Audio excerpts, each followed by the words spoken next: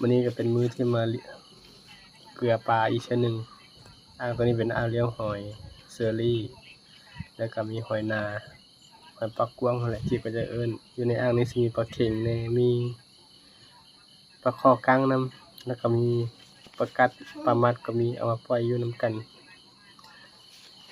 ส่วนอ่างนี้เป็นอ่างปลาดุกใหญ่เลี้ยงประมาณ2เดือนแล้ว2เดือนปลายแล้วโตก็บ่โตก็ซ้ำ2นิ้วปลาย3นิ้วแล้วก็มีตัวน้อยหน่อยนึงส่วนอ่างนี้เป็นอ่างปลาดุกคือกันแต่เป็นปลาดุกตัวน้อยเอามาเลี้ยงใหม่หาก็ซื้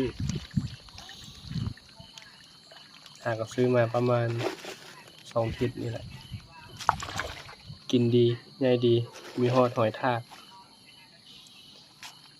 ตัวนี้เป็นปลาดุกที่ก็จะเอิ้นปลาดุกรัสเซีย